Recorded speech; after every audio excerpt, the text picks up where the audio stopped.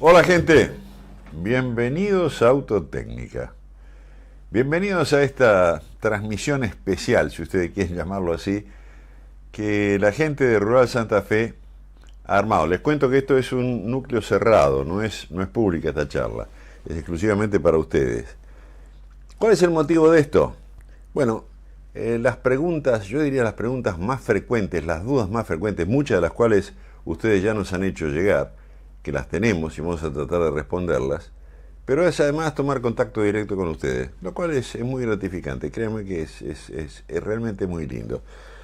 No me quiero demorar más, les cuento que me armé un machete acá para no olvidarme de nada, pero a ver, ustedes están en un rubro muy especial. Proveer de repuestos es algo que es un compromiso complicado porque son partes que de una u otra manera hacen a la seguridad del vehículo y hacen a la seguridad de quienes van arriba del vehículo y sus acompañantes, el entorno, etcétera.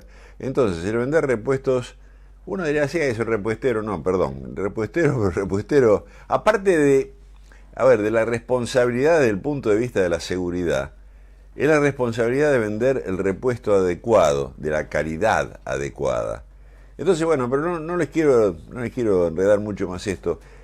Vamos a iniciar esta charla con un término que se llama evolución.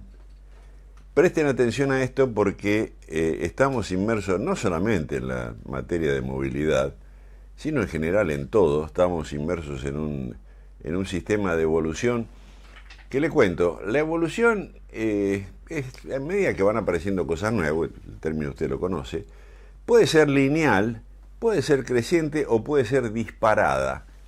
Matemáticamente le decimos exponencial.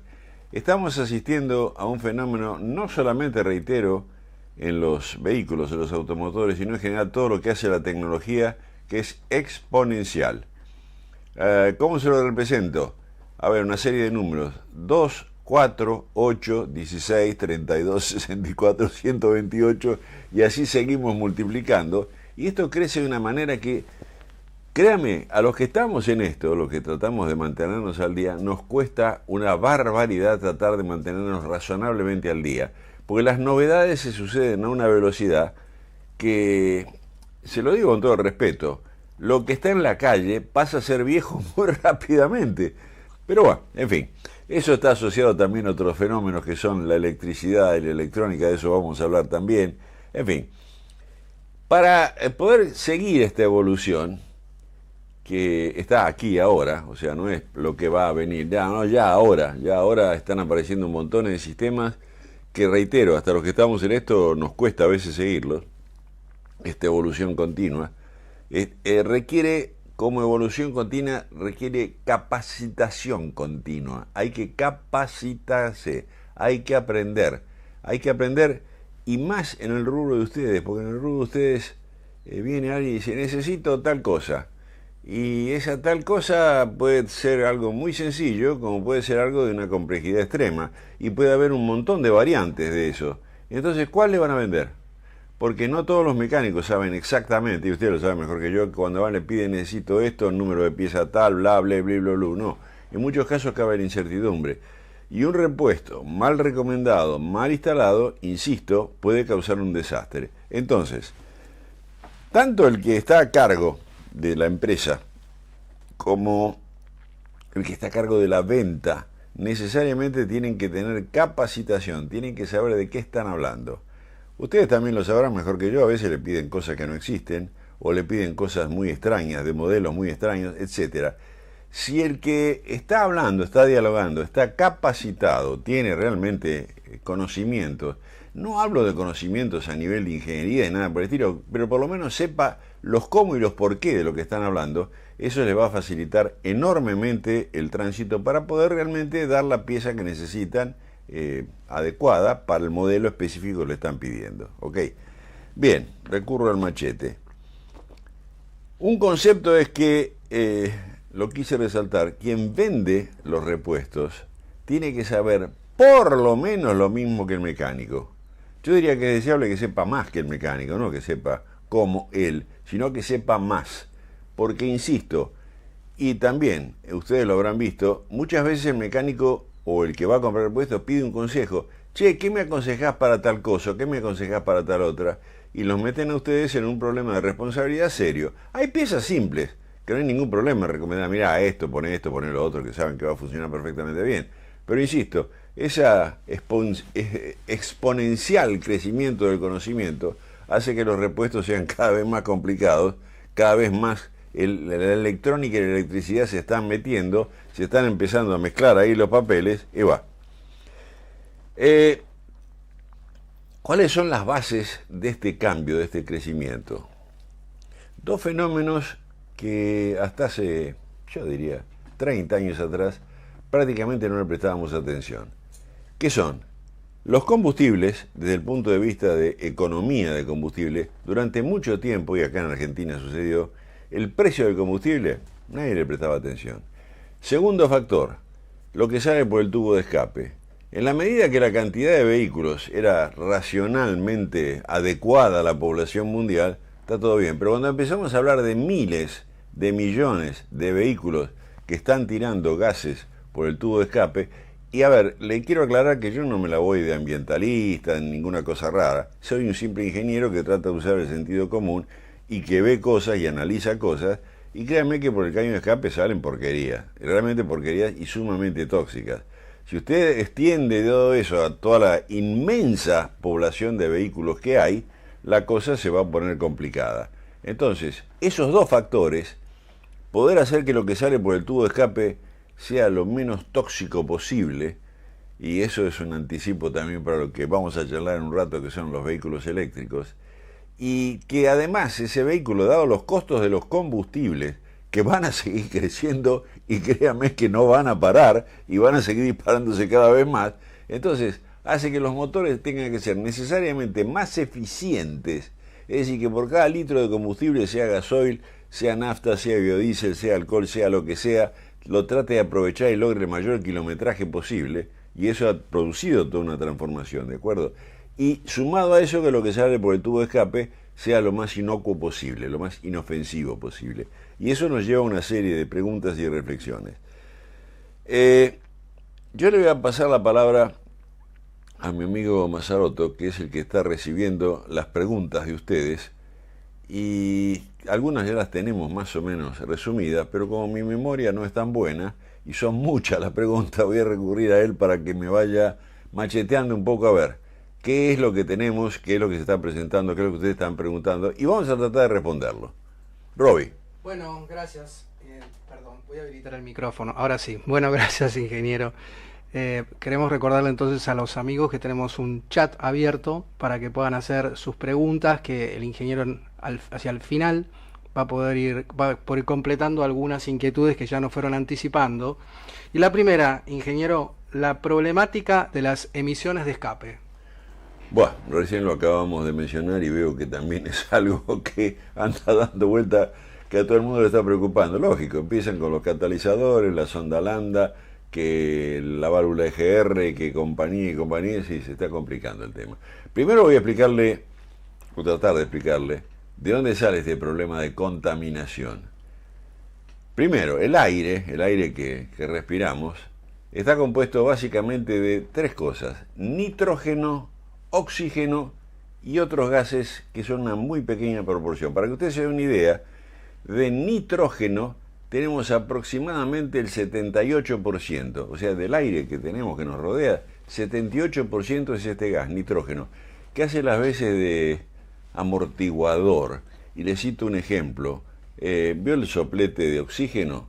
¿Y por qué tiene oxígeno y no tiene aire? Porque el oxígeno solo, cuando se quema, guarda. Las temperaturas que levanta son bastante importantes, ¿correcto? En cambio, el nitrógeno hace las veces de tranquilizador. Pero ahora hablamos también del nitrógeno.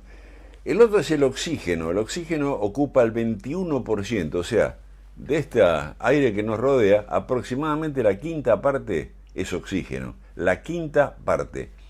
El 1% es otro tipo de gases que, en el caso de los vehículos, no son molestos, salvo que hayan pasado por un proceso de combustión que se generan otros gases. Bien.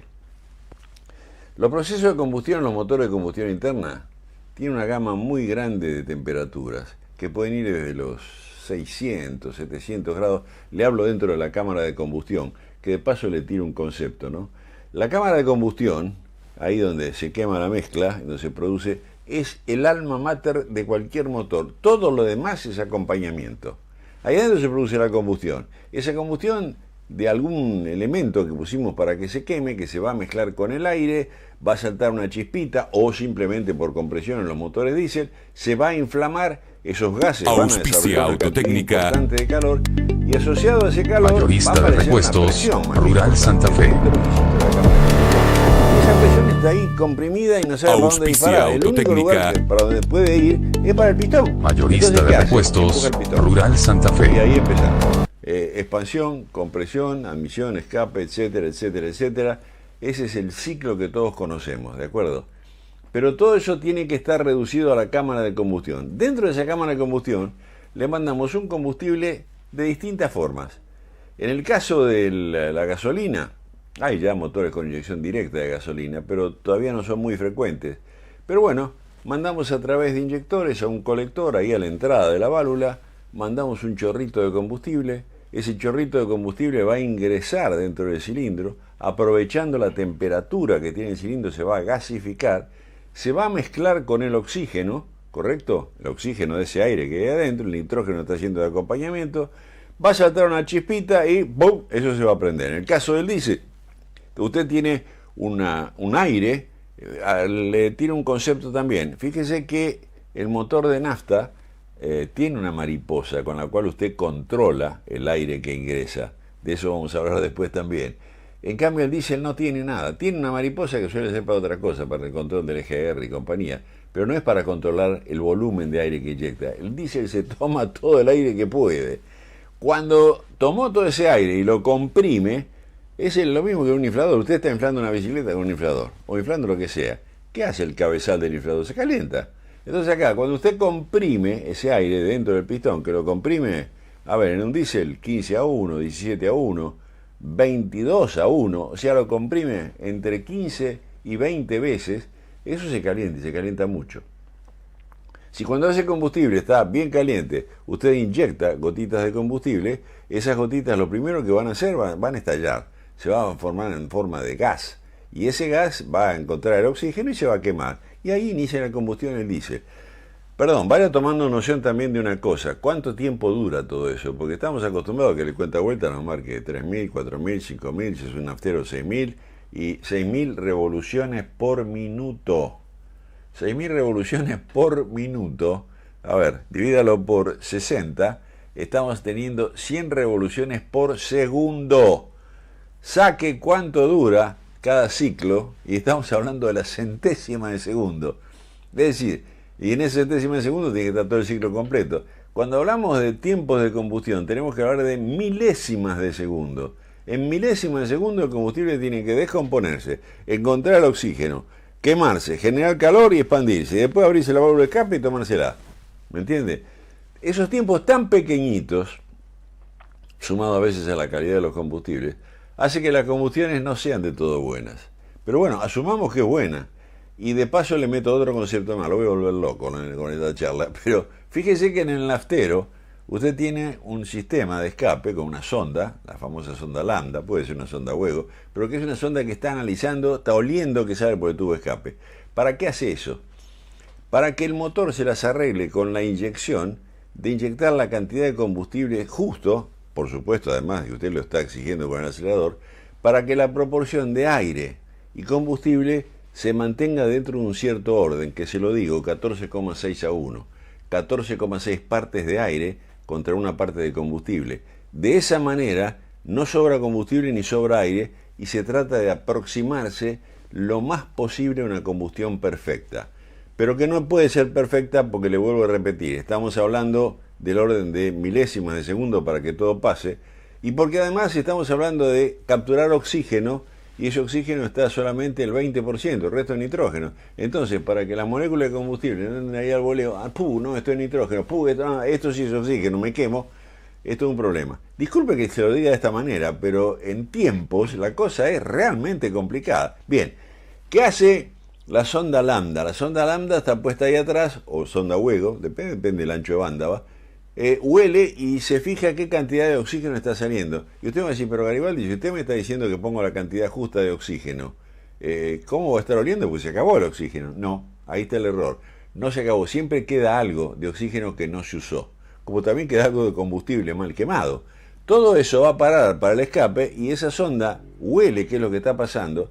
Y cuando encuentra una proporción de oxígeno muy baja, del orden entre 1,5 y 3%, depende, asume que está todo bien. Pero si esa proporción de oxígeno empieza a aumentar, asume que la mezcla es pobre, tiene que enriquecer. Y si esa proporción de oxígeno empieza a disminuir, asume que la mezcla es rica y empieza a su vez a empobrecer. Entonces, en base a esa nariz electrónica que usted tiene metida ahí adentro, y en base a una computadora, le vuelvo a repetir que el tema de la electrónica está siendo cada vez más grave, regula la cantidad de oxígeno para que todo funcione bien. Y a eso le sumamos también un acelerador, porque usted le está pidiendo el motor acelerar, desacelerar. O sea, los tiempos en que el sistema tiene que entender, que tiene que cambiar para adaptarse a la que viene, son increíblemente cortitos. Y eso fue la muerte del carburador. El carburador no se podía adaptar a eso lo liquidó para poder hacer que por el tubo de escape salgan las cosas que tienen que salir.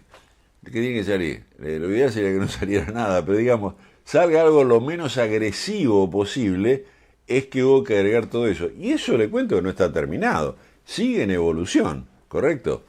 ¿Qué pasa con lo que sale?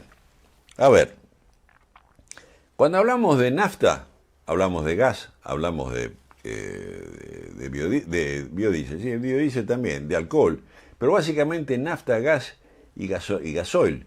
La nafta, el gas y el gasoil los conocemos como hidrocarburos. ¿Qué quiere decir hidrocarburo? Hidrógeno, carburo, carbono. La naturaleza se las arregló para hace unos cuantos millones de años mandar para el abajo, a través de, está bastante en discusión el tema, de residuos de plantas o de animales o de cosas, o bien yacimientos de carbón. La cuestión es que se combinó carbono con hidrógeno y formó los benditos hidrocarburos, que están allá abajo. No forman parte del mundo. Sí, forman parte del mundo, pero digamos, no están en contacto con nosotros, no están en contacto con la atmósfera. Entonces yo, que soy un vivo bárbaro, voy y lo saco de allá. Y hasta ahora no había otra solución que esa. Lo saco y lo quemo. Cuando lo quemo, ¿qué sucede? Todo el mundo cree que los combustibles que tienen carbono e hidrógeno, básicamente, de ahí le viene el nombre de hidrocarburo, el que genera calor realmente es el carbón, no se equivoque. El que genera el calor realmente es el hidrógeno, propiamente dicho. Y el hidrógeno, cuando se combina con oxígeno, forma algo que, la verdad, no molesta: agua. Así de fácil. El hidrógeno combinado con el oxígeno sale agua, vapor de agua, no molesta. Pero el carbono, cuando se combina con el oxígeno, ahí empiezan los problemas. Forma dos cosas. Uno se llama CO2, dióxido de carbono, que no es tóxico. Tan no es tóxico que nosotros lo respiramos junto con el aire, y es más, lo producimos en nuestros pulmones, estamos aspirando aire y estamos exhalando en buena parte dióxido de carbono. Pero ahí juega la madre naturaleza, que es muy inteligente, toma ese dióxido de carbono y todo el reino vegetal de plantitas que tenemos dando vuelta por ahí, reino vegetal de plantas y reino vegetal también de un montón de microorganismos y que hay en el mar, por ejemplo, lo transforma, ese dióxido de carbono lo transforma en algas, lo transforma en árboles, en plantas, en yuyos. Todo eso que usted come, que es de origen vegetal, todo eso es de origen de carbono. Esos arbolitos que usted ve crecer, crecen captando de la atmósfera, captando ese dióxido de carbono. Fija el carbono, por eso que las plantas crecen casualmente, y libera oxígeno. Y todo fenómeno, todo en armonía con la naturaleza. Toma dióxido de carbono, lo transforma, libera el oxígeno y el carbono lo utiliza para que la planta crezca. Y todo eso ya lo sabemos. ¿Qué pasa con el monóxido de carbono? Ese es un dióxido mal parido, discúlpeme el término, mal hecho, no terminó de quemarse. Y el monóxido de carbono, si yo le dijese en una escala de gases tóxicos, usted no se da una idea la porquería que es eso. El famoso gas mal quemado, el famoso gas de escape que en el canal cerrado mató tanta gente, o que el calefón que andaba mal y quedó prendido, o la estufa que quedó prendida y también mató un montón de gente. El monóxido de carbono no tiene color, no tiene olor, no tiene sabor. Es decir, nuestro sistema, nuestro cuerpo, es totalmente incapaz de detectarlo. ¿Existe monóxido de carbono en el sistema de escape? Por supuesto que existe. Entonces, para arreglar todo este desbarajuste, que hasta ahora no mencioné el nitrógeno, de dióxido de carbono, de cuánto oxígeno y de cuánto monóxido de carbono, y queda otro más que se llaman los HC. Los HC son restos del combustible que no se quemaron bien. Son hidrocarburos incombustos, hidrocarburos no quemados. ¿Usted alguna vez habrá ido atrás de algún vehículo de larga data? Y sobre todo cuando suelta el acelerador siente un olor medio picante, olor a nafta mal quemada. Eso es un hidrocarburo mal quemado casualmente. Y eso es recontra tóxico. En realidad no es que no lo puedo percibir y que me va a matar por asfixia, no, es cancerígeno, así que no se haga demasiado problema. Linda, bueno, toda esa porquería, mi estimado amigo, sale por el tubo de escape. ¿Cómo podemos luchar contra eso? Con un catalizador. El catalizador se ocupa de arreglárselas para que todo eso, romper el monóxido de carbono, utilizar oxígeno remanente que quedó para transformarlo en dióxido de carbono. Y los hidrocarburos, esos que son carbono y hidrógeno, también generar dióxido de carbono y generar agua. Eso es básicamente un catalizador. No quiero entrar en la química de eso porque nos vamos pasado mañana, pero esa es la importancia que tiene un catalizador. Evitar de que, yo le diría, un buen catalizador, estamos hablando del orden del 85 al 95% de neutralidad, es decir, el 85 al 95% de los gases que le llegaron los purifica y lo que sale no es tóxico. Entonces, atención con los catalizadores, que después viene el genio que le dice, yo el catalizador se lo saqué. No, se lo saqué porque está el cohete. No, el auto aparte anda mejor. Falso, total. Irresponsable y falso, las dos cosas. ¿Son caros? Sí, son caros. Y además eso son otra cosa. Normalmente cuando sacan el catalizador dejan puesta la sonda lambda o la sonda Fuego para que eso siga dándole señal a la computadora. Pero al no estar el catalizador, le da cualquier cosa como señal. Consecuencia, más allá de salir cualquier porquería por el tubo de escape, empiezan a consumir a lo pavote. El que viene y le dice, no, yo le saqué el catalizador y consume menos, empiece a reírse cuando empezó a hablar y termine de reírse cuando se vaya. Es un mentiroso, ¿de acuerdo? Hay un elemento que todavía no hablé, que se lo mencioné hace un rato, el nitrógeno, que es tan abundante. El nitrógeno tiene una particularidad. Hasta los 1100, 1200 grados no pasa nada. Por arriba de los 1200 grados de temperatura tiene un extraño comportamiento porque se empieza a quemar. Y usted me va a decir, pero Garibaldi, el nitrógeno está en el aire, nitrógeno, oxígeno, se quema. El aire se quema a sí mismo. El oxígeno del aire se empieza a combinar con el nitrógeno del aire y forma algo que es terrorífico también, que son los óxidos de nitrógeno. Le cuento que los óxidos de nitrógeno combinados con vapor de agua no son ni más ni menos que ácido nítrico. ¿A usted le gustaría respirar ácido nítrico? No. Puede ser también, en el caso de los gasoleros, que los combustibles tengan algo de azufre. Con el azufre pasa algo parecido, se forman los óxidos de azufre. Y esos óxidos de azufre en presencia de humedad forman ácido sulfúrico. Imagine qué belleza estar respirando ácido sulfúrico y ácido nítrico. Es de loco, ¿no? Qué pichicata que es esa, ¿eh? Bueno, entiéndame que toda esa parafernalia de sensores, de catalizadores, de inyectores que son internos, inyección directa o indirecta, todo eso está hecho para que justamente tratar de minimizar lo que sale por el tubo de escape.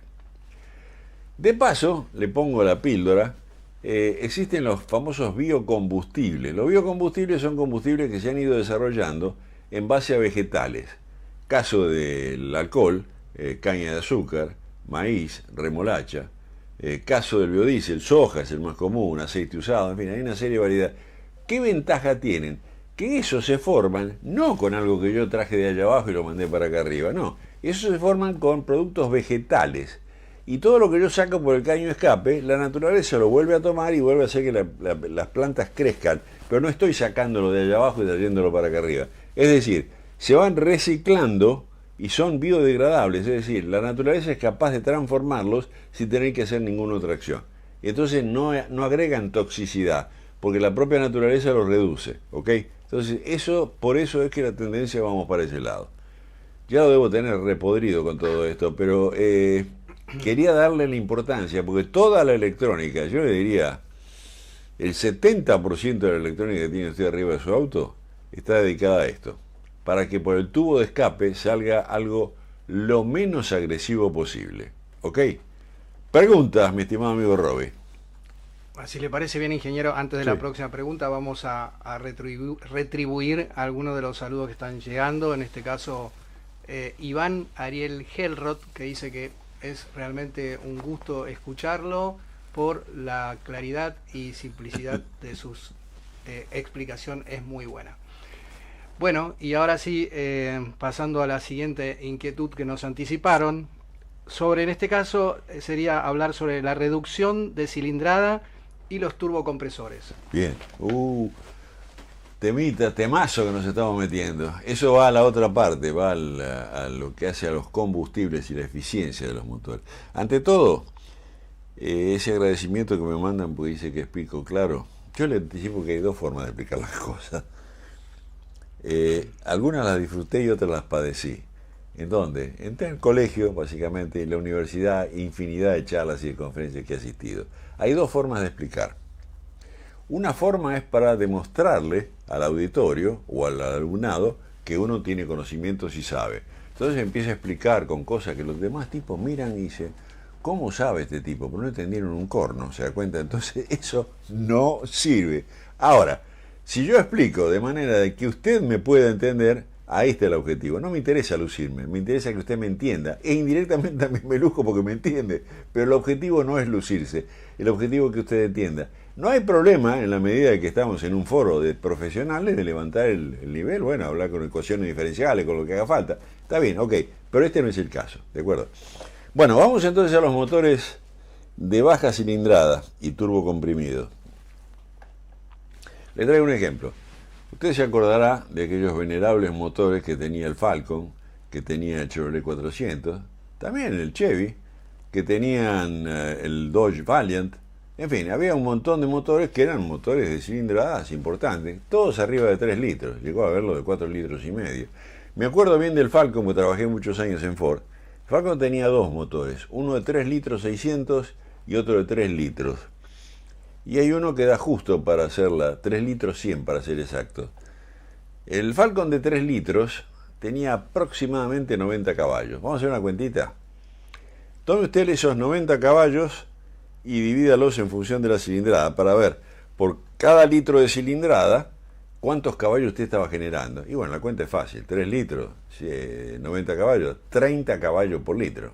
Entonces tenés un bruto motor, 30 caballos por litro, que tenía un bruto radiador, una bruta tapa de cilindros, que consumían lindo. No le quiero hablar de, por ejemplo, una estanciera, que la estanciera era un presupuesto en rendimiento en kilómetros por litro. El otro día alguien se asustó porque yo le dije que daba 100 kilómetros con 20 litros. Me dijo, no, yo tenía una estanciera que daba 180. Los felicito, no era de este planeta, sería fabricada en alguna otra parte, pero acá en la Tierra eso no sucedía. Pero bueno, un motor de 3 litros que aceptamos como muy bueno en lo que hacía eficiencia, 3 litros y medio, 4 litros y medio, etcétera, andaba en ese entorno. Eso hace lo que se llama los HP por litro, que es una forma que permite comparar entre sí diferentes motores para saber cuál tiene mejor rendimiento. El motor que a mí me da la mayor cantidad de HP por litro de cilindrada es el que tiene definitivamente mejor rendimiento. Porque en función de una cilindrada pequeña, el tipo está generando una potencia que es equivalente a la de un motor más grande. Hoy no es para nada infrecuente encontrarse con motores de, 120 HP y más también. Pero bueno, hagamos números redondos, 120 HP y 1200 centímetros cúbicos. Saque la cuenta, usted está hablando de 100 HP por litro. ¿Ok? O sea, de aquellos motores que tenían 30 HP por litro, acá estamos hablando de motores que tienen 100 HP por litro. Y hay demás también, que pueden llegar a tener mucho más que eso. Es decir, si vamos en un caso y al otro, estamos teniendo motores que prácticamente triplican o cuadruplican la cantidad de caballos que daban por litro referente a los otros motores. Obviamente son motores mucho más chicos. ¿Y cuál es la ventaja de que sean más chicos? Y después nos metemos con los turbocompresores. La ventaja de que sean más chicos es algo que normalmente no se menciona en los motores, que es lo que se llama potencia de fricción o gasto interno de fricción. Los pistones están rozando entre los cilindros, suben y bajan con aros que rozan. Los cojinetes están rozando, está bien, hay lubricante, todo lo que te quiera, pero están ahí trabajando. Y hay un montón de piezas, pistones que suben y bajan. Cuanto más grandes son, llegan arriba, hay que frenarlo a cero y después mandarlo para abajo, y frenarlo para cero, mandarlo para abajo. Es un esfuerzo tremendo. Todo eso, cuanto más grande es el motor, más estoy consumiendo. Ese gasto se mide en los dinamómetros y se saca lo que se llama la potencia de fricción. Y le cuento cómo se mide. Se pone el motor en un banco, ese motor se le hace primero una prueba a ver cuántos caballos está dando, saca la curva de máxima potencia, motor a fondo, el avance que tiene que tener y se va levantando en función de las revoluciones por minuto qué potencia entrega. Tiene que ser un tipo de banco de pruebas muy especial. Y después se hace al revés, de arriba, como está arriba, tac, se le corta el combustible y tiene un motor eléctrico que se ocupa de mantener al motor. Ya esta vez no es el motor que arrastra el dinamómetro, sino es el dinamómetro que arrastra el motor y lo empieza a hacer girar. Y cuando llega, pongámosle 6.000 revoluciones por minuto, uno mide a ver cuántos HP le tengo que entregar al motor para que gire a 6.000 revoluciones por minuto, 5.000, 4.000, en fin, hago toda la escala, y ese es el gasto que está teniendo el motor interno. Y fíjese que si yo sumo el externo más el interno, es lo que realmente generé en la cámara de combustión. Eso se llama potencia indicada, ¿ok? Que es lo que yo generé. Pero de esa potencia indicada, una buena cantidad se me fue en fricción. Y la otra sí, va a llegar a la caja y a la rueda. Cuanto más grande es el motor, mayor es el rozamiento. Cuanto mayores son las revoluciones por minuto, peor todavía. Consecuentemente, ahí tenemos un problema. Si bajamos ese gasto interno que tiene el motor se vuelve necesariamente más eficiente. Necesariamente más eficiente. Y ahí viene la historia. Cuando empezamos a achicar la cilindrada, lo que buscamos es eficiencia. Que cada litro de combustible que metemos ahí adentro me dé a mí la mayor cantidad de kilómetros posible. Es eficiencia. Por eso que los motores se han achicado. Se complicaron. Porque usted se podrá imaginar la cantidad de calor que yo estoy generando dentro de la cámara de combustión. Así sea un motor de 3 litros, sea un motor de 1 litro 200, de 1 litro y medio, es más o menos la misma, o más inclusive. Entonces, pero si esa cantidad es una cantidad importante de calor, y resulta que yo un motor lo achiqué a la tercera parte o a la cuarta parte, caramba, ahí dentro de la cámara de combustión la cosa se me está complicando. Estoy manejando un calor mucho mayor que al que va a estar sometido el pistón, que va a estar sometido a la tapa, va a estar sometido a los cilindros, todo va a estar sometido a cargas mayores y temperaturas mayores. ¿Y qué hacemos? Bueno, ahí viene la historia. ¿Cómo puedo hacer para controlar todo eso? Y usted se fija de nuevo a ver que los radiadores son cada vez más finitos, no son esos viejos radiadores antes gruesos con tapa de bronce y cosas por el estilo, son mucho más finos, todo en general es más chico, y aparece un nuevo ingrediente en todo esto que se llama el turbocompresor. Le cuento, el motor cuando aspira, ¿por qué le entra aire? ¿Alguna vez se preguntó cuando baja el pistón por qué entra aire? Fácil. Cuando usted con una jeringa, imagínese una jeringa, usted la jeringa le tapa el agujerito y trata de abrirla, no puede. Y si la suelta, ¡toc!, se va para arriba. ¿Por qué? Porque empezó con lo que tenía ahí en la jeringa, lo expandió y tiene casi un vacío. Ahora, si yo abro el agujerito y muevo la jeringa, entra aire. ¿Cuánto aire entra? Exactamente el volumen de la jeringa, más que eso no va a entrar. Eso se llama eficiencia volumétrica, es decir, la cantidad de gas, de aire que puede aspirar el motor. Claro, eso está muy bien si lo hago despacito en la jeringa, pero usted se imagina que yo empiezo a pegar a razón de 100 jeringazos por minuto, la cosa se empieza a complicar, ¿no es así? No entra tanto aire ahí adentro, entra mucho menos. Empieza a jugar lo que se llama el rendimiento volumétrico, es decir, en la medida de que yo lo estrangulo al motor, cada vez recibe menos aire. Si recibe menos aire, le puedo agregar menos combustible. Si recibe menos aire y menos combustible, entrego menos energía. Consecuentemente va a ser menos potencia en función de las revoluciones por minuto. Entonces hay algo ahí que no cierra. ¿Qué hago? Le pongo un inflador, mi estimado amigo. Entonces ya no le doy pelota a la presión atmosférica y el vacío que se genere ahí. Lo que hace que el aire entre dentro de esa jeringa, dentro de ese cilindro, es la presión atmosférica. La atmósfera empuja y el aire ingresa. Pero para ingresar tiene que pasar a través de una válvula, de un múltiple de admisión, un colector, etcétera, etcétera, etcétera, llenar y llegar abajo. Y hacerlo muy rápidamente. Chupar, escupir. Se imagina que llegar al 100% de eficiencia volumétrica es prácticamente imposible. Cuando yo pongo un turbo, le pongo la cantidad de aire que a mí se me da la gana, porque lo fuerzo al aire a que ingrese. Esa es la función del turbo. Que sin un turbocompresor que está inflando el motor, sería imposible lograr estos motores de tan pequeña cilindrada que puedan entregar semejante cantidad de potencia. Sencillamente imposible. Entonces, la función del turbocompresor es forzar al aire a que ingrese dentro del cilindro. Y fíjese que prácticamente ya no se fabrican motores que no tengan turbocompresor, ni diésel ni naftero, todo lo tienen. ¿Para qué? Para vencer justamente lo que el aire mete ahí adentro. Consecuentemente, también hay limitaciones. No puedo meter una presión de turbocompresor tipo Fórmula 1, ¿no? Ni Sport prototipo. Pero eso ayuda justamente a que el motor pueda entregar mucha mayor potencia con mucha menor cilindrada. ¿Ok? Técnicamente se lo tiro. Eso se llama rendimiento térmico. Cuanto más alto es el rendimiento térmico, mejor es el motor porque usted va a tener más HP más kilómetros por litro, ¿de acuerdo?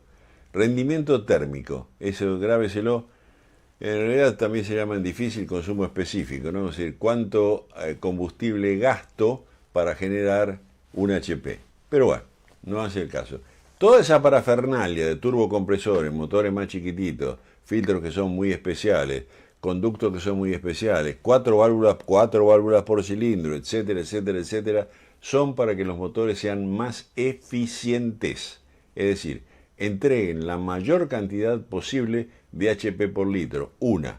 Número dos, reforzando lo que dijimos al principio, que generen potencia, pero que lo que sale por el caño de escape a consecuencia de esa generación de potencia no sea una cosa insoportable que nos liquida todo, ¿de acuerdo? O sea, potencia, rendimiento y minimizar lo que son los gases de escape. Mi estimado amigo. Muy bien, ingeniero. Aprovechamos para colar unos saluditos antes de ir al próximo tema. Alejandro Basílico le manda un abrazo. Jorge Medici le agradece mucho a Rural por la oportunidad. Santiago Magín del Monte le dice excelente charlas desde Córdoba, Edicar Repuestos. Alejandro Abella de Electro 3 dice que es un placer escucharlo y lo fácil de entender. Gracias y saludos. Bien. Así que bueno, pasamos entonces a la siguiente inquietud que nos anticiparon, que es sobre la evolución de los vehículos, la electricidad y la electrónica. Bueno, de yo le anticipo que nos estamos metiendo de pelote, ¿no? Pero bueno, mi obligación era avisarle. Yo le diría que es algo imparable. No sé qué tipo de vehículos vamos a tener en el futuro, pero que no van a ser propulsados con pistones que suben y bajan, le diría que tengo una certeza del 99,9%, ¿no? O sea, creo que vamos hacia otras cosas. ¿Por qué la dificultad y a veces diría algo más, el rechazo que hay hacia el vehículo eléctrico? El rechazo tiene dos fundamentos. Número uno, le estamos mojando la oreja a los petroleros, cosa que no les hace ninguna gracia, por supuesto, porque un negocio que ha durado un siglo, pero que salió caro desde el punto de vista de contaminación, de evolución, y el combustible va a salir cada vez más caro. De eso no nos vamos a hablar, porque cada vez no es un recurso renovable, está y se va agotando. Podremos ir encontrando nuevas fuentes, el fracking y compañía, pero junto con esas nuevas fuentes aparecen nuevos riesgos también, cosa que hay que medir.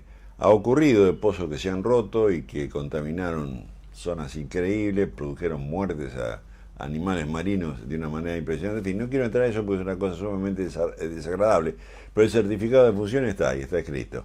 Pero acá viene lo interesante. Usted, yo, todos, motor de pistones que suben y bajan, podrán ser más o menos complicados, pero los entendemos. ¿Y sabe por qué los entendemos? Porque yo le digo combustión y usted ve una llama, ya se lo imaginó. Yo le digo pistón y usted vio un pistón, sin ninguna duda. Válvula, vio válvula. Gases de escape los olió. O sea, hay casi todo el entorno de ese motor, de ese tipo de motor convencional, es visible, es palpable. Lo puedo tocar, hacer, mirar, ver. Cuando le empiezo a hablar de electricidad, le hablo de electrones, le hablo de campo magnético, le hablo de tensiones, le hablo de amperajes. ¿Usted lo ve? Si lo vio, por favor dígame cómo hizo, porque yo nunca lo pude ver. ¿De acuerdo? Estamos manejando un mundo que está acá. Sabemos que la electricidad, meto el dedo en el enchufe, me pego un patadón que me liquida. Pero cuidado, ¿lo puedo ver eso? ¿Puedo ver el fluido eléctrico? No. ¿Puedo ver un campo magnético? Yo veo que acerco dos imanes y o se repelen o se atraen. Pero no estoy viendo qué es lo que los repele y los atrae. No lo veo. O sea, tengo que aceptar que eso se pega o se repele. Punto. Bueno, justamente ese es uno de los problemas que tienen los motores eléctricos. Que si uno acepta una serie de conceptos de física, los acepta como tales, acepta el motor eléctrico. Aparte, el motor eléctrico existe hace más de 150 años. No lo estamos descubriendo ahora, ni mucho menos. Pero el concepto físico del motor eléctrico a muchos se nos hace un poco no sé, inentendible. Señores, váyanse haciéndose a la idea de que es así.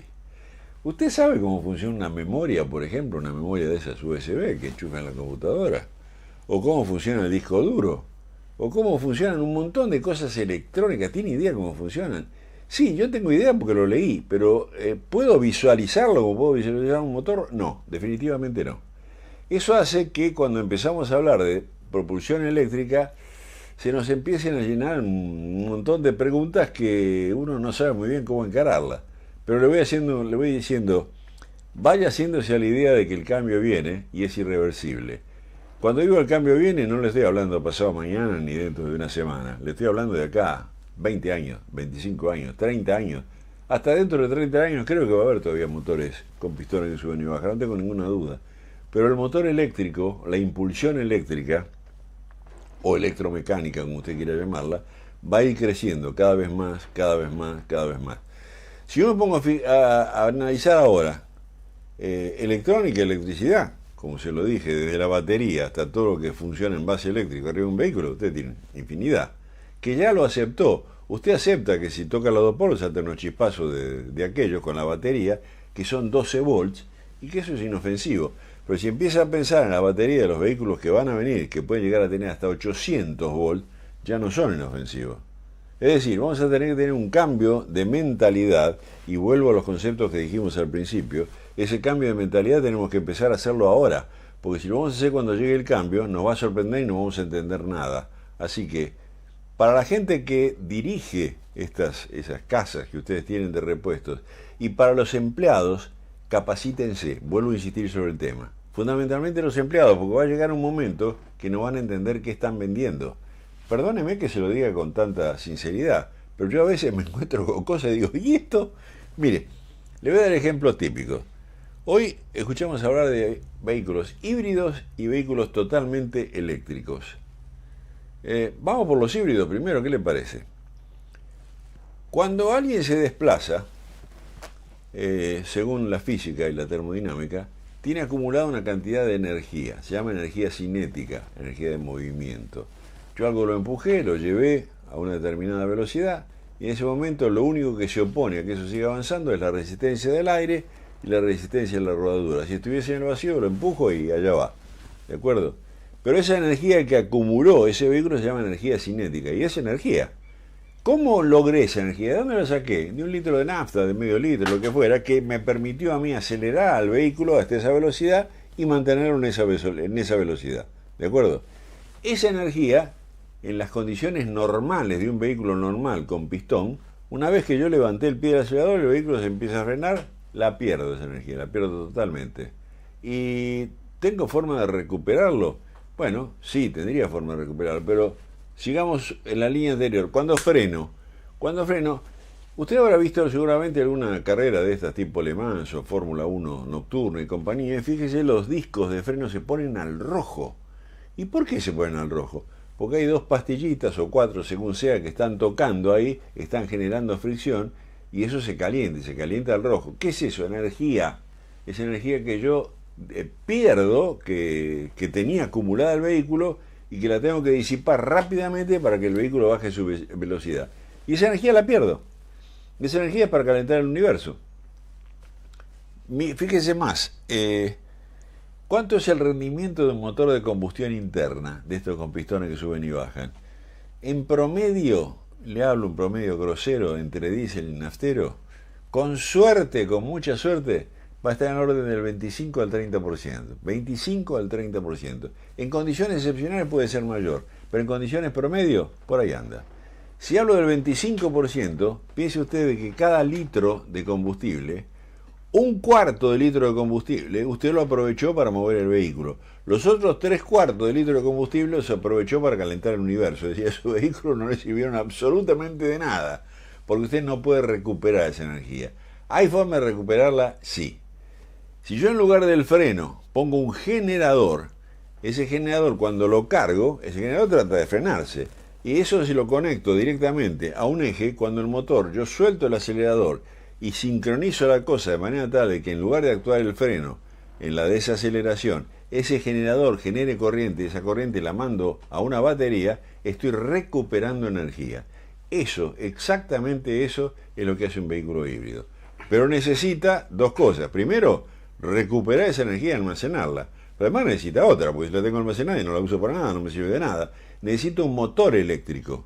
Entonces los motores híbridos, por eso se le dice híbridos, tienen un motor eléctrico con composiciones que van desde un motor por rueda, uno acoplado directamente al motor, otro acoplado a otro eje indiferente. En fin, no me quiero meter en esa, pero básicamente es un vehículo que tiene un motor de combustión interna, un motor eléctrico y un sistema que le permite recuperar energía para almacenarla en batería.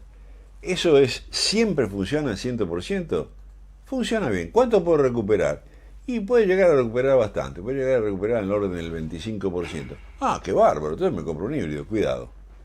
Piense dónde lo va a usar el híbrido, porque si usted lo usa, y hemos tenido alguna experiencia acá con mi amigo Robbie, si usted lo usa en piso llano, liso, el vehículo no recupera nada, porque usted viene a velocidad constante, no tiene que frenar, no tiene que desacelerar, no tiene nada, no recupera un pito. O sea, está prácticamente... Ahora, si usted está en un terreno montañoso o en un circuito muy trabado en el cual tiene que estar frenando y acelerando, o en un sube y baja que tiene que acelerar para subir y cuando baja recupera y de nuevo sube y recupera, la cosa es muy distinta.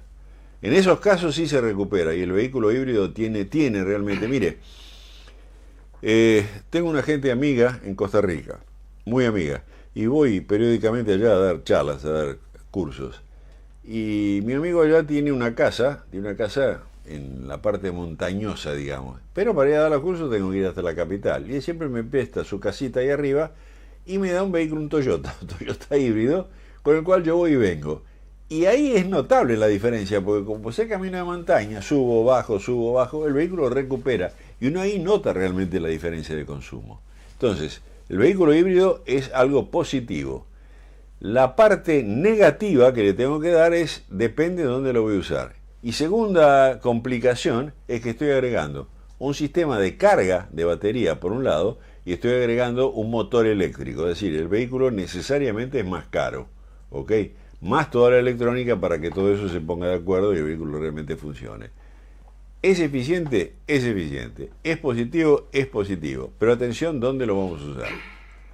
¿Cuál es el paso que le sigue a eso? El paso que le sigue a eso es el vehículo totalmente eléctrico. Y el vehículo totalmente eléctrico, ahí sí, también tengo la posibilidad de cuando bajo, cuando freno, cuando desacelero, de recuperar. Y cuando acelero, que la impulsión sea totalmente eléctrica. Si usted ve las curvas de potencia y de torque de un motor eléctrico respecto a un motor naftero o gasolero, y si usted tiene oportunidad de sentarse arriba de un vehículo eléctrico y acelerarlo, prepárese, porque va a creer que se sentó arriba de un Fórmula 1. Es impresionante la aceleración, producto justamente de la curva de torque propia de un motor eléctrico. Son sumamente agradables de manejar, no tienen ruido, prácticamente no tienen cambio, depende de la configuración del vehículo. No hay ningún ruido, no se escucha nada, no se escucha absolutamente nada, simplemente cambia el tablero que le avisa qué nivel de batería le quede y compañía. Todo eso es todo muy lindo, maravilloso, velocidad de la que usted tenga ganas de alcanzar o que el fabricante se le ocurrió poner. Todo fantástico. ¿Cuál es el problema entonces? ¿Dónde almaceno la energía eléctrica? Entonces ahí aparece la otra historia, las baterías. Tengo que tener un pack de batería bastante importante para almacenarla. Y las baterías no son livianas, olvídese la batería de plomo ácido, ¿no? Es otro tipo de batería con base de litio, manganeso y compañía. Que en muchos casos, cuando tienen razonable autonomía, hay vehículos, no quiero mencionar marcas, todo el piso del vehículo propiamente dicho es todo un gigantesco pack de baterías, lo cual también trae problemas de seguridad. Porque cuando usted mire esa batería resulta que son pilitas adentro, ¿no? Hay un señor Elon Musk, búsquelo y va a ver que sabe mucho de cuestión eléctrica. Pero la mayor autonomía promedio que usted puede aspirar en un vehículo eléctrico, yo le diría estar en el orden de los 300 kilómetros, promedio. Puede ser un poco más, puede ser un poco menos. Hay algunos que prometen más en condiciones muy especiales, pero no espere entre 200, yo le diría entre 250 y 300 kilómetros, no espere más de eso. Bueno, está bien, Garibaldi, si cada 300 kilómetros tengo que cargar, ahí viene la historia. Si usted cada 300 kilómetros tiene que cargar, váyase a un boliche que tenga un buen restaurante para tomarse un buen café o dormirse una siestita, porque las cargas más rápidas que hay en este momento, que son cargadores que trabajan con 800 volts sobre vehículos muy especiales, y la carga puede andar en el entorno de los 40 minutos a una hora. Menos que eso, olvídelo. Es decir, como vehículo fantástico, como sistema de carga, estamos en problemas. Houston, we have a problem, como dicen, ¿no? Entonces, atención con eso porque eso está en evolución. ¿Vamos a llegar a baterías que realmente tengan la capacidad de almacenar tanta energía? Yo supongo que sí. En este momento no me animaría a decirle, porque todavía, si hay tecnología, está muy bien escondida. O sea, todavía no la conocemos. Le transmito mi experiencia como persona que laburó toda su vida en cuestión experimental, que lo que sale a la calle normalmente tiene en el orden de entre 3 y 4 años de desarrollo anterior. Es decir, en este momento se están cocinando cosas que dentro de 3 o 4 años vamos a conocer. Y al ritmo que están evolucionando, todo puede ser posible dentro de 4 años. Hasta inclusive que la energía eléctrica sea suplantada, vaya a saber por qué. No se puede descartar nada. Y se lo digo porque cuanto más uno se mete en esto, más se da cuenta que no sabe absolutamente nada, que está todo por aprender. Acuérdese de este concepto, por el amor de Dios. Hay gente que cree que se la sabe toda. Son los mayores ignorantes del planeta. Cuanto más uno se mete, más liquidado está. Volviendo a los vehículos eléctricos. Están en fase de desarrollo. Hay mucho para hacer, mucho para hablar, pero hay una alternativa que es muy interesante, sobre todo en países con grandes extensiones de territorio, como puede ser la Argentina, como puede ser Australia, como puede ser parte de Brasil, en fin, como puede ser Asia, como puede ser Rusia, en fin, con grandes extensiones territoriales. Esto está perdiendo una hora para cargar y bajo condiciones muy especiales, parándome cada 300 kilómetros, no me cierra. Se llaman celdas de combustible. Le cuento rápidamente qué es una celda de combustible. Es un aparato en el cual yo le meto hidrógeno por un lado. Ese hidrógeno evoluciona dentro de esa celda de combustible usando aire. O sea, lo que utiliza es aire e hidrógeno. De esa combinación de aire e hidrógeno, esa celda de combustible produce electricidad y con eso puedo cargar la batería. Y con eso, obviamente, motor, lo que yo venga. Entonces, eso sí me permite una autonomía más o menos interesante. Porque yo ya tengo que cargar un combustible, y cargar un combustible siempre es mucho más rápido que andar cargándolo eléctricamente. Y usted me dirá, sí, Garibaldi, acá hay muchas estaciones de hidrógeno. No, acá no hay ninguna por ahora. Entonces, el tema del hidrógeno es para lugares como puede ser Japón, como puede ser Alemania, como puede ser países relativamente con distancias cortas. En Europa, usted hizo 100 kilómetros y cambió de país, ¿se da cuenta? Algunos tendrán algo más, pero son distancias mucho más reducidas que acá. Acá eso no funcionaría. Entonces aparecen, eso que le mencioné se llaman celdas de hidrógeno, propiamente dichas. Están las celdas de combustible. ¿Qué es la celda de combustible? Es una celda a la cual yo le meto un combustible. Tiene una cosa que se llama convertidor. No se la describo ahora, pero existe, créame que existe. Ese convertidor separa el hidrógeno del carbono. El hidrógeno lo manda a la celda de combustible para generar electricidad y el carbono lo elimina en forma de dióxido de carbono o eventualmente algunos compuestos sobre base de carbono. Eso sí funciona. Porque, por ejemplo, fíjese, Argentina es una de las reservas más grandes del mundo de gas. Entonces yo voy, acá tenemos una red de gas natural gigantesca, algo así como 1.700 estaciones por todo el país. Entonces yo tengo posibilidad de conseguir gas. Y ese gas, tengo posibilidades también de que se vende licuefaccionado, donde la capacidad de almacenar combustible es 3 veces mayor que como gas natural comprimido. Es decir, es un problema que nosotros podemos eventualmente encarar y transformar para camiones, para micros, para autos, para lo que se nos dé la gana, movidos por celdas de combustible. La estructura es prácticamente igual a la de un vehículo eléctrico. El suministro de energía eléctrica cambia completamente. Y le digo, un vehículo grande, un camión pesado, por ejemplo, con la cantidad adecuada de tubos, estamos hablando de 4 tubos, puede tener autonomía del orden de 1200, 1500 kilómetros. La cosa cambia. Porque además cargar el gas en un tubo es muchísimo más rápido que estar cargando electricidad. Ok, ya lo debo tener podrido con esto, pero vaya pensando seriamente en el tema de los vehículos eléctricos y toda la parafernalia de cosas y de repuestos que eso va a traer asociado. Mi estimado amigo. Muy bien, ingeniero. Antes de continuar con los últimos dos temas que teníamos acá en las inquietudes previas que nos acercaron, colamos una pregunta sobre un tema que tocó recién respecto de la reducción de la cilindrada y los turbocompresores. Nos pide una aclaración Nicolás Augusto Fabracci. Dice, ¿por qué si la tendencia es ir a motores más chicos, las marcas premium aún siguen con motores de altas cilindradas? Muy buena pregunta, mi estimado amigo. Porque a las marcas premium son representantes de los dueños de automóviles premium.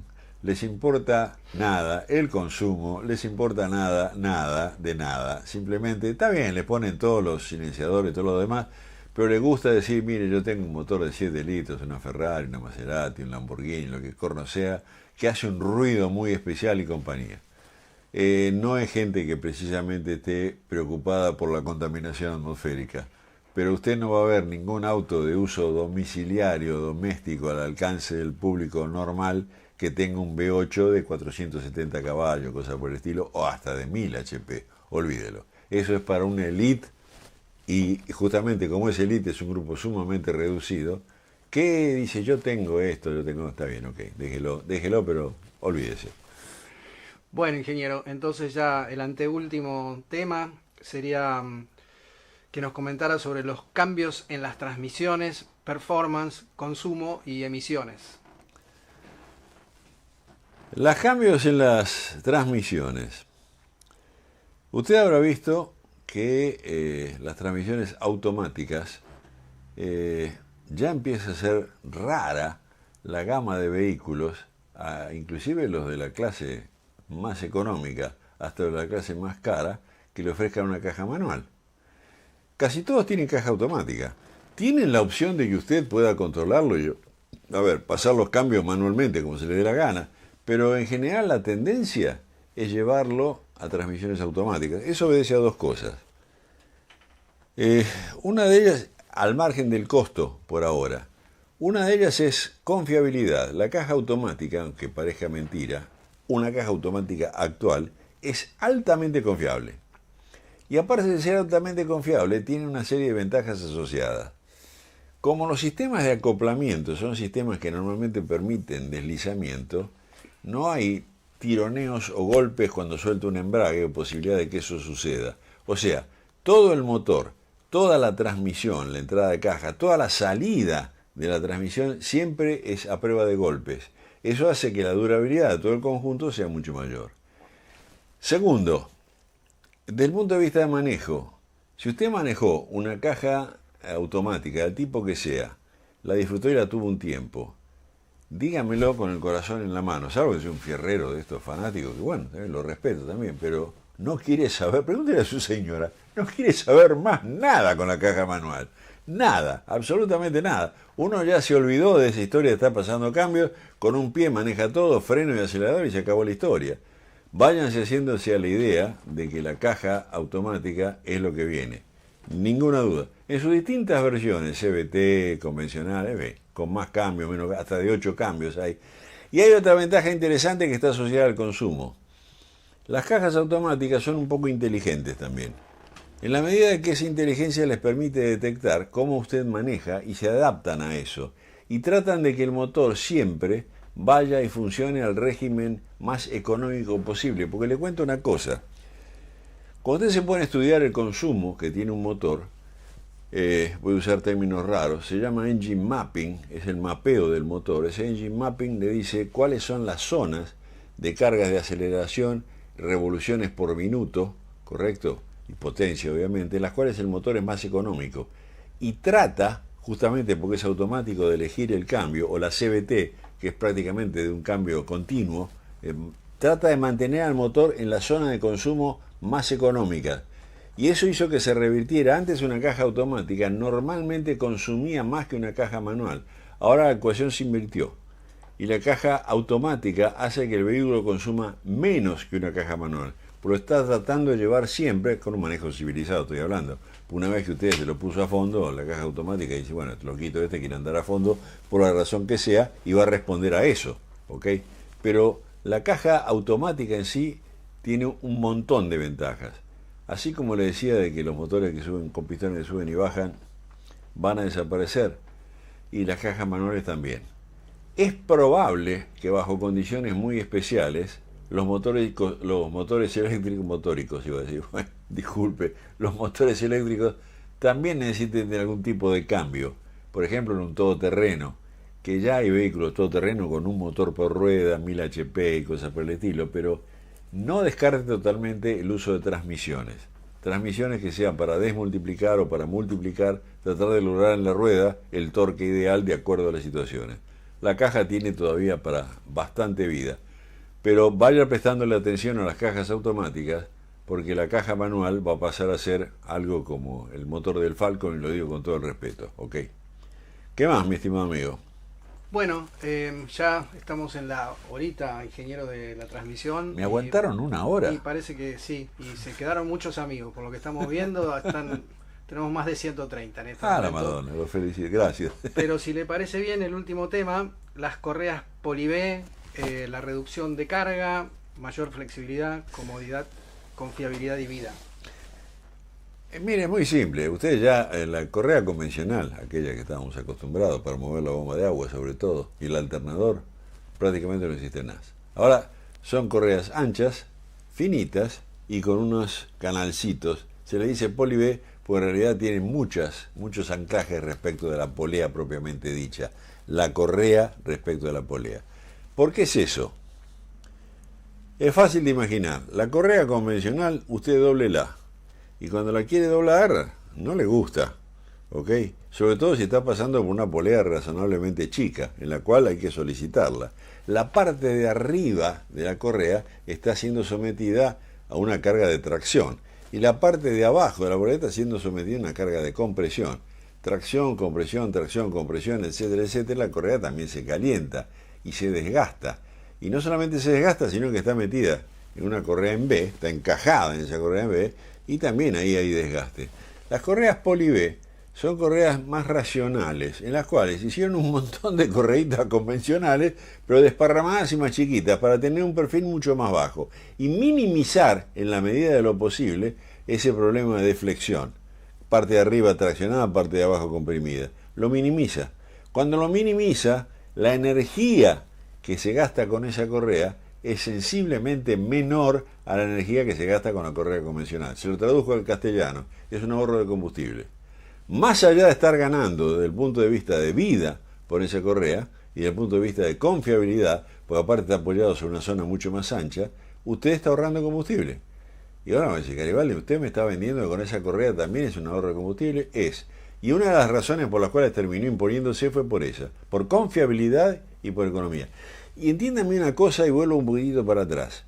El concepto de economía de combustible no es que yo cambié la Sabarabasa y con eso me ahorré el 50%. No existe la Sabarabasa que me ahorré el 50%. Existe esta que gano 0,5, aquella que gano 1,2, con esta que gano 0,25, con esta que gané 0,7. Sumándolas todas esas, cositas de acá, de allá, del control de la correa, de la cámara de combustión, etcétera, etcétera, etcétera, del inyector, de la presión de inyección, bla, bla, bla, bla, bla, es que aparecen esos números de eficiencia, que ahí sí podemos hablar de un 8%, un 10%, hasta un 15% en economía. Es la suma de un montón de pequeñas cosas. ¿Ok? Muy bien. Si le parece bien, para despedirnos, cerramos con uno de los videos, de los primeros videos que hicimos para Rural Santa Fe, sobre un tema que usted siempre insiste, que es la confiabilidad. Y si quiere hacer algún comentario al respecto, después nos vamos con el video. A ver, ¿qué espera un cliente cuando le hicieron un cambio? Dos cosas, que le resuelvan el problema y que le saquen lo más barato posible. ¿De acuerdo? Eso es lo que normalmente sucede. Al cliente hay que concientizarlo que no necesariamente lo más barato es lo más conveniente. Es más, le diría, normalmente no es así. Hay cosas de calidad, hay combustible que usted no lo puede cargar en su vehículo. Con el gasoil pasa, con la gasolina también. Necesitan cosas de mayor calidad.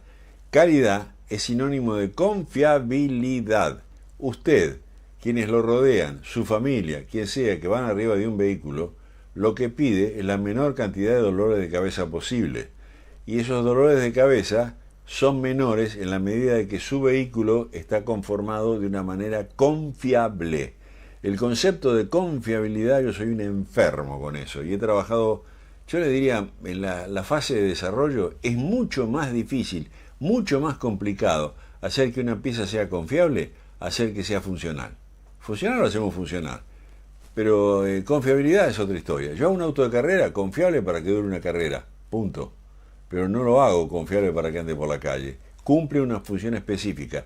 Cuando yo hago mi vehículo, voy a llevar a mi familia, lo voy a trasladar a donde sea y voy a andar en la ruta, en un entorno de vehículo, lo que quiero es confiabilidad. Confiabilidad significa menos dolor de cabeza. Lamentablemente, en muchos casos, frente a competencia desleal que se ofrece con repuestos de muy mala calidad, o de mala calidad, o de mediana inclusive calidad, por favor, pídale, sugiérale al que le viene a buscar el repuesto que utilice calidad. Porque, y no quiero ser grandilocuente, está en juego la vida de mucha gente, ¿ok? Ese es el concepto de confiabilidad. El vehículo tiene que ser confiable. Vamos a ver el video. Bueno, vamos al video, nos despedimos de los amigos, pero les recordamos al que llegó tarde, al que se perdió alguna parte, al que quiere repasar un tema o volver a verlo, cuando termine esta transmisión el video va a quedar grabado en el sitio de Autotécnica TV y cualquiera que tenga el link va a poder tener acceso de nuevo a esta charla. ¿Me permitís? Me despido de la gente y les quiero... Sí, perdón, ingeniero. Sí, por favor. Ahora sí. Sí. Me quiero despedir de ustedes. Les tengo que agradecer el haberme aguantado durante un poco más de una hora simplemente hablando. Pero créanme que esto lo hago con mucho gusto.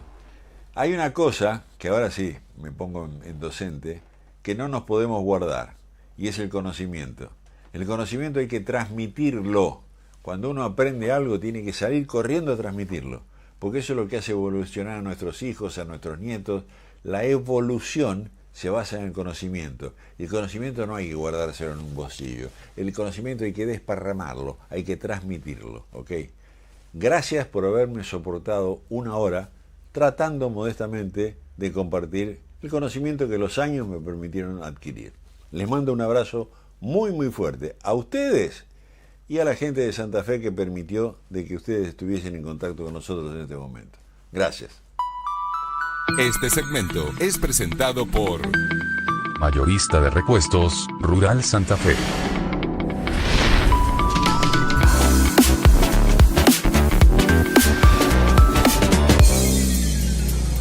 Si me permite, le voy a hacer una pregunta. ¿Qué espera usted de su vehículo? Y usted va a decir, bueno, que consuma poco, que tenga buena velocidad, buena aceleración, que tenga buena suspensión. Yo le voy a decir, todo eso es fantástico, pero hay algo que quizá usted no lo está expresando, pero que en el fondo creo que es lo más importante. Se llama confiabilidad. Que usted se suba a la unidad, vaya donde tiene que ir, sin ningún problema, de manera segura.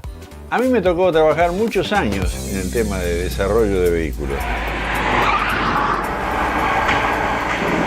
Existe una infinidad de manuales, de procedimientos, de métodos que hay que seguir rigurosamente para poder aprobar un producto, terminar el producto, llevarlo a la calle, validarlo en el dinamómetro, en la pista de prueba, en la calle, bajo distintas condiciones, validarlo. Validarlo significa justamente eso que le dije al principio, que usted compra una unidad que es confiable. Pasa el tiempo y por alguna razón tengo que reparar algo. Por la razón que sea, porque se me gastaron la pastilla de freno, porque tuve un problema con un amortiguador, lo que sea. ¿Usted se arriesgaría a poner un componente que no sea de la calidad del que tenía? Si quien le va a reparar el vehículo es alguien responsable, va a priorizar calidad y seguridad frente a precio, no tenga ninguna duda. Cuando usted compra un repuesto en una terminal, ese repuesto está sometido exactamente a las mismas condiciones de calidad que está sometido el que le llega a la fábrica. Ahora usted lo va a comprar en algún lugar donde vendan repuestos. Y ahí aparece la gran duda de mucha gente. Y bueno, pero me van a vender lo que a ellos no les sirvió. No. Lo que le va a llegar como repuesto en la calle, si es realmente de una marca confiable y se lo vende a alguien confiable, es una pieza que efectivamente cumple con los estándares de calidad y con todo lo que requiere el vehículo originalmente. Cuando usted compre repuestos, tiene que ir a alguien que tenga líneas confiables y venda marcas confiables. Y ese creo que es el gran secreto y eso es lo que usted necesita. Confiabilidad. ¿Quién le puede brindar confiabilidad? Aquel que utiliza repuestos probados y en serio. No interesa la marca, pues puede haber una marca opcional que produzca exactamente la misma calidad que la marca original. No hay ningún problema, las hay, de hecho las hay y las conozco. Entonces asegúrese de que esa pieza, ese componente, quien se lo vende está seguro de que esa pieza cumple con las normas que tiene que tener para esa unidad. Si usted realmente hace eso, quédese tranquilo. Logró la famosa confiabilidad. ¿Y por qué le cuento todo esto? Le comento todo esto porque este es el primero de una serie de videos en el que vamos a ir viendo los sistemas de un automóvil, que son muchos. No vamos a hablar de todos los componentes porque tenemos que hablar de miles de componentes. Promedio está en las 3.600 partes, pero de nuevo, justamente porque hay tantos componentes en un vehículo que tenemos que tener mucho cuidado con la calidad de ellos. Cuando usted tome conciencia realmente de cómo es esa pieza, cuál es la función que cumple esa pieza, cuáles son las exigencias a que va a estar sometida esa pieza y realmente cómo funciona, automáticamente se va a dar cuenta cuál es la importancia que tiene esa pieza, la importancia que tiene en su seguridad y la de su entorno. ¿Para lograr qué? Se lo digo por enésima vez, confiabilidad. Este segmento fue presentado por Mayorista de repuestos, Rural Santa Fe.